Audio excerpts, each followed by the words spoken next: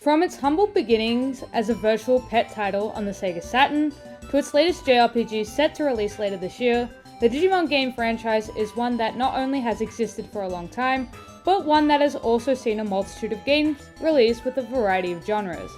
While some of these titles have managed to make their way into the hearts of many worldwide with their large reach and popularity, others have simply been abandoned due to poor reviews and limited availability. These abandoned titles tend to be forgotten and often overlooked by most people, with their potential only reaching the few who dare to search long enough for them. These games often are considered hidden gems by the detectives who sleuth them out, and as one of these detectives myself, I believe one of these jewels shines brighter than any other, the Nintendo DS underrated classic, Digimon World Championship. First releasing in 2008, Digimon World Championship is a virtual pet simulator developed by Epyx which released for the DS. The game was a very different entry for the Digimon series at the time of release, as instead of focusing on role-playing mechanics, this game focused on the virtual pet raising, caretaking, and training. The game has you start off with a single Digi-Egg for you to hatch and raise into one of many different Digimon that are included within the title. Then it simply leaves you to explore the game yourself and allows you to play it at your own pace while your Digimon grows. The goal of Digimon World Championship is to win the Digimon Championships by breeding, capturing, raising, and training various Digimon in order to prepare them for battles against other tamers and their Digimon. Digimon World Championship features 3 core aspects: raising, hunting, and battling. Raising Digimon is the most central mechanic to the title. This section of the game allows players to take care of their Digimon companions located in what the game calls the cage. While Digimon are in the cage, players will have to feed, tidy up after, treat, and train their Digimon, each in their own individual sections. These sections can be purchased or upgraded in the game's shop using money you earn from winning battles.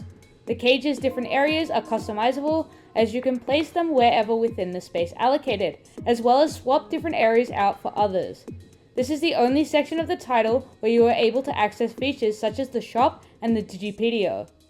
Hunting allows players to search different areas of the digital world in order to obtain new Digimon. In these areas, players are able to capture various Digimon by tying them up and pulling them back towards them.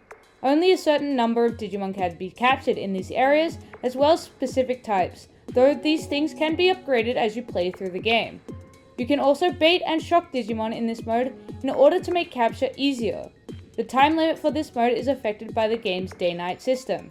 The earlier in the day you leave, the more time you have, and the less time you have, the later you venture out. Battling is where players' hard work for raising and capturing Digimon is showcased. Digimon World Championship features various matches that players can select from, with some only appearing on certain days. These battles are fully automated with no player input, so victory relies heavily on the raising aspect of the game. When I first played this title, I was hooked in by the simplicity of the mechanics. Of course I was, and still am, a very big Digimon fan. But I first encountered this game when I was about 11 years of age, so anything too complex would just go way over my head. I really enjoyed randomly obtaining Digimon, raising them, and not knowing what they would digivolve into, much like the Digivices I used to use when I was even younger. It wasn't a game I would just play consistently either. It was a title that I would typically just play for a couple hours and put away to come back to later. The game for me at the time became not only something very comforting, but really a great stress reliever, as it not only had characters that brought me joy, but I was also just able to play it at any given moment. I also really enjoyed the hunting aspect of the game too, as there were a very wide range of Digimon that you captured in so many varied areas. I played this on an R4 at the time because the game never released in Australia, which was even worse because when I eventually lost my R4, well, let's just say teenage resident could never hope to acquire the amount of money needed for an English copy of the game. At first, I was indifferent to losing access to the game, as I did have a decent sized game library at the time to select from. But eventually, it started to make a Digimon taming hole in my heart. I went on eBay at the time, not to look at an English copy, but a Japanese one, which was only 18 Australian dollars. And of course, I had that much money on me, so a purchase was made. When the game arrived, I instantly put it in my DS and played it again for hours, despite not being able to read a single thing. Not everybody enjoyed the game like I did, however, as I would come to find out that the game was critically panned, with people saying things such as, "It's just not as good as Pokemon," "This game's too simple for the asking price," "You cannot control anything in battle," and "All you can do is watch." And lastly, "This is getting boring after about 10 minutes of gameplay." I felt like they missed the point of the game, which was to raise Digimon.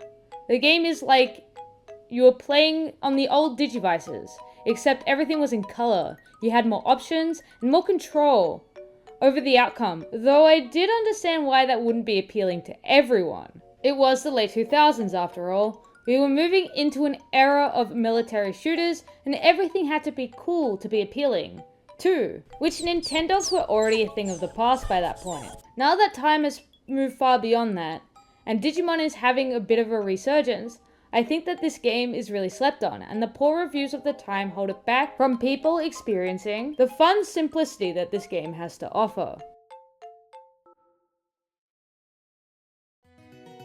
Digimon fans should give Digimon World Championship a fair go.